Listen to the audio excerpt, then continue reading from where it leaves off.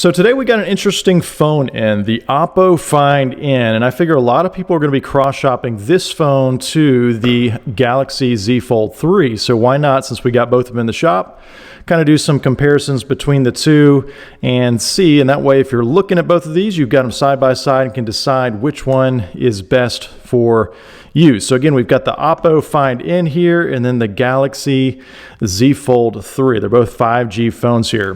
So I've got them both powered off first, and I figure I'll just bring them up close so you can kind of get an idea, and I'll get all my fingerprints off here so you can get an idea how thick they are. When you look at them side by side, they really appear to be almost identical in thickness. In fact, if I stack them like this, you can get an idea. So we've got the Galaxy Z Fold3 on top and then the Oppo Find N below.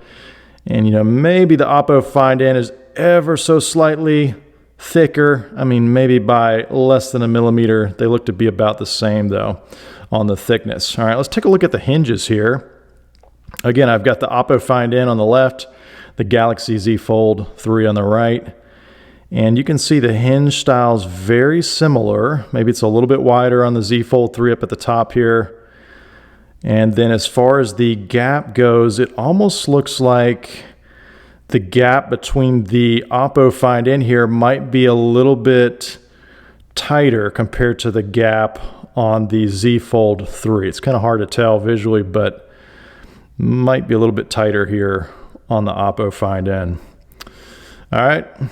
And then as far as head-on here, they look pretty similar. Let me put it back so they're both on the same side that they've been on the whole time. They look pretty similar though here. The gap looks pretty close on them. So you can see the bump out on the camera on the Oppo Find N.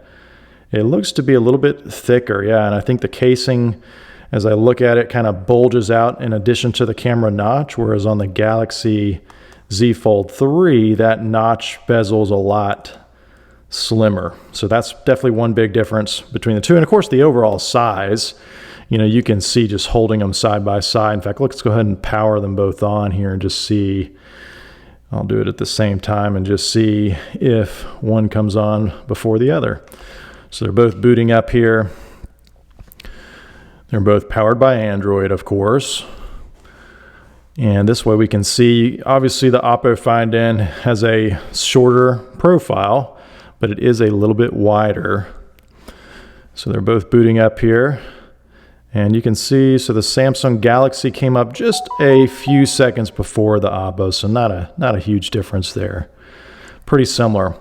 So you can get a better idea of what it looks like side by side. So the Oppo obviously is a little bit wider, you can see there. Stack it on top like that, but pretty similar overall. I mean, in some ways, the Oppo feels a little bit more comfortable in the hand. In some ways, I mean, I've got pretty big hands compared to the narrower width here of the Galaxy Z Fold3, but it's a really minor difference. So both of them feel very good. But I do like the grip on the Oppo, I think, over the Samsung Galaxy Z Fold3, just a little bit better perhaps. All right, so that kind of gives you an idea of the outside screen. Let's go ahead and open them up because I think this is where the big difference is going to show. The only other thing I think to point out before I open them up is the corners on the Oppo are a little bit more rounded compared to the Galaxy, just ever so slightly, a little bit more rounded there. All right, well, let's go ahead and open both of them up here and get an idea of what that feels like. So there's a good amount of friction there. Doesn't feel like too much. And then it does have a little bit of a spring action. So it kind of pops all the way open there on the Oppo. And let's do the same thing now on the Galaxy Z Fold3. I think it's a little bit stiffer, perhaps, on the Galaxy Z Fold3. Just a little bit stiffer here. And then I'm noticing it doesn't have the same spring action on the Oppo. So the Oppo almost has like a memory where it wants to fold open, whereas the Z Fold3, you know, I've got it almost all the way open. You can see it's not quite, and it doesn't want to quite pop open all the way by itself. So I'm not sure if this one's just worn a little bit. And sometimes it wants to open all the way. The Oppo, though, had a much firmer feel to it. Again, I'll just show you what that was like here. So as I open and close it, yeah, it definitely is much more satisfying on the Oppo as I open it up there, it just kind of springs open naturally. It feels very natural. So I think that one, the Oppo probably wins. But yeah, take a look at the different, proportions in the screen. So, the Galaxy Z Fold 3 kind of feels bigger, looks bigger initially, but because of the Oppo being a little bit wider there, when you open it up, you can see a good difference there between the two on the width. So that is a difference there. Let's get out of here. All right, I must have bumped an app. There we go. So yeah, that's definitely one big difference there between the two. As far as screen quality, brightness and vibrance, all that good stuff, they look pretty good hand in hand. I mean, Samsung is known for making some pretty nice displays, especially on phones.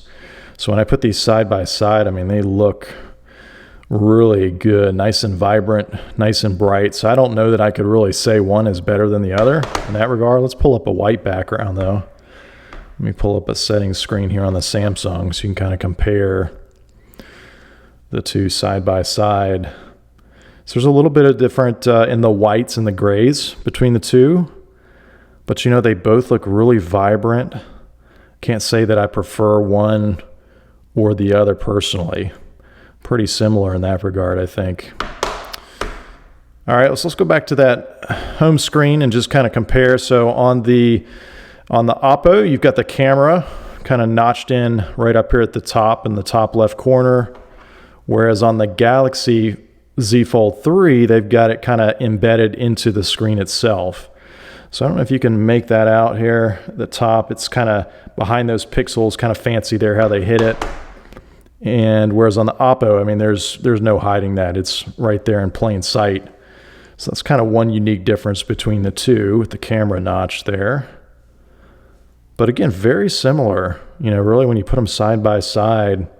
Sometimes the more I look at the Oppo, the brightness on it feels a little bit, or the colors, I should say, feel a little bit cooler, maybe. I mean, they're both very pleasant to look at, but the more I hold them here, just thinking out loud, I maybe do prefer the Oppo screen just a little bit more over the Samsung. I will say another difference that I'm noticing right away is this Galaxy Z Fold 3, now both of these are used. How used each one is, that's really kind of subjective and hard to say. But I will say on the folding phones, and probably know this if you're watching, but they tend to get a crease, and you can see that as I catch the light.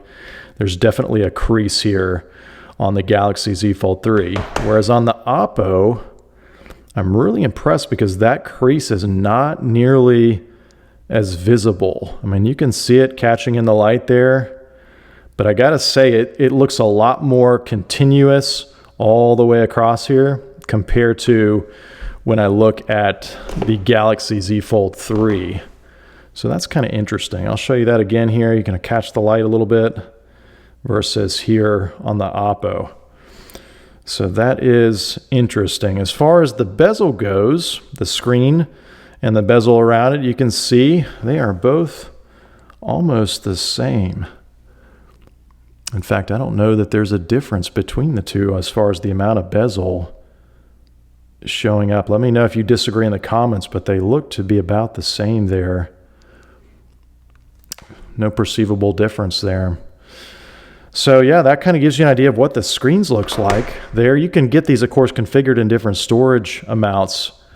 So let's see if we can pull up another, just something else. We'll just pull up another background screen so you can see with some more color between the two.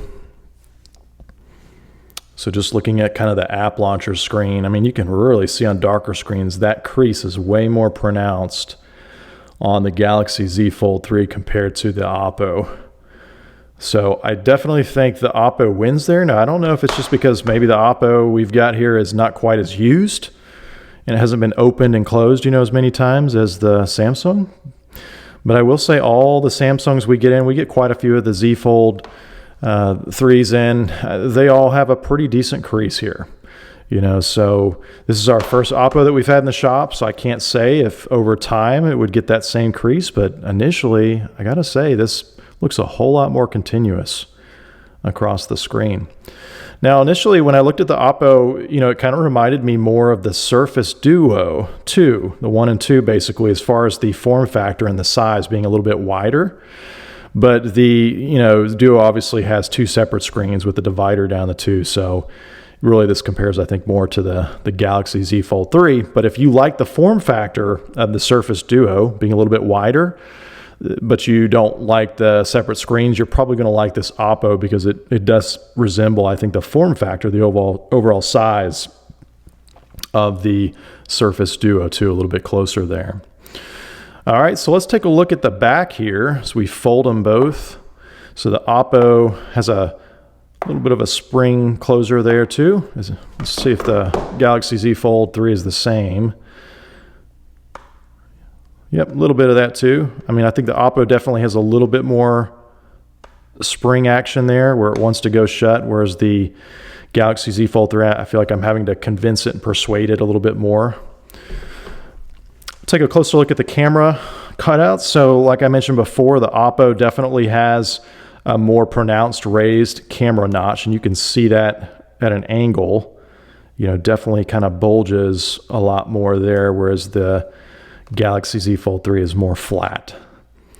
All right, and then you can see they both have the 3 lenses there. They both have an LED light. It looks like the Oppo has maybe 2 LEDs kind of stacked on top of each other there. So a little bit different configuration there. All right, and then as far as the ports go on the bottom, both have the USB-C. Looks like the Oppo has, if I'm reading this right, maybe some speakers on both sides of the Fold, whereas the Samsung looks like it just has speakers on the one side here. Got a SIM card slot on the Oppo on the bottom, whereas on the Galaxy Z Fold 3, it's up on the side up here. A little bit of a difference there as well. And you got your volume button. So on the Oppo, the volume button is on the left side over here, whereas on the Samsung, it's on the right side over here.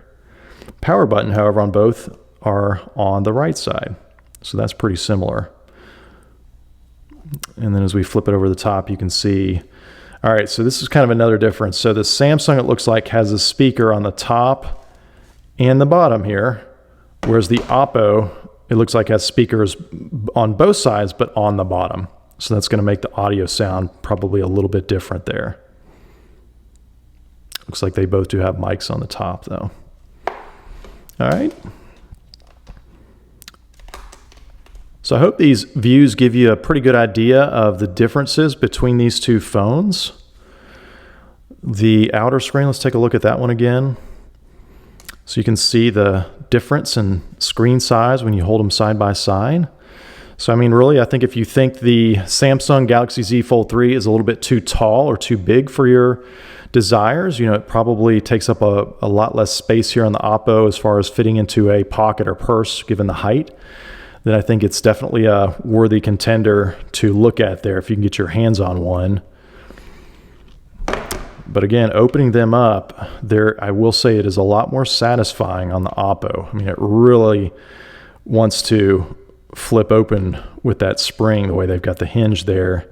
And again, I really do like the way they have minimized that crease there on the Oppo. So I am impressed the way they did that there.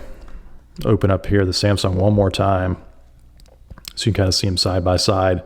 In fact, while I accidentally opened up the camera, I'll just open it up on both of them so that we can see here what it looks like. All right, I must be blind because I am not seeing the camera. There it is. It's right in front of me. All right, so you can kind of see an idea with the cameras open on both of them. So the Oppo definitely is a lot brighter in this view here, as you see them side by side. The Samsung, the whites there are a little bit darker, and these are just auto modes, obviously. I'm not changing, you know, anything here, so that is a little bit different. But we're not going to go too in-depth on the cameras because that's really not the point of this video, but I thought I would just open them up real quickly to give you a comparison between the two. All right, folks, I hope these close-up views are helpful if you're cross-shopping the Oppo Find N and the Galaxy Z Fold3. Just wanted to get you some quick close-up looks here. For those who aren't familiar with JBrokers, we are a risk-free secondhand marketplace, and we buy and sell all kinds of gadgets just like these phones here. So if you're looking to buy or sell, definitely check out our website at jaybrokers.com. That's JAYbrokers.com. We have over 3,000 products in our database where you can get an instant cash offer. So items just like these phones. We don't have the Oppo because that's pretty rare for us to buy, but we do have the Galaxy Z Fold3 along with all the other Samsung phones, the iPhones. So if you're curious on what you could get from your iPhone or your Samsung phone, definitely check our website out, click on the Sell tab, and then search for your product there and get an instant cash offer. We don't collect your email address or anything. It's completely anonymous. So definitely check that out. But if you're interested in selling, I'll tell you what, two things that our customers really appreciate about JBrokers, and that is, first off, we always pay the agreed upon amount for the agreed upon item. Always. There's no bait and switch gimmicks. And then secondly, we always send payments out on the next business day after receipt. So if you're looking to sell and you don't want to deal with Facebook Marketplace or Craigslist or eBay, and you just want that lump sum of cash in your pocket without all the hassle and risk, then check us out at jaybrokers.com. Again, that's JAYbrokers.com. All right, thanks for watching.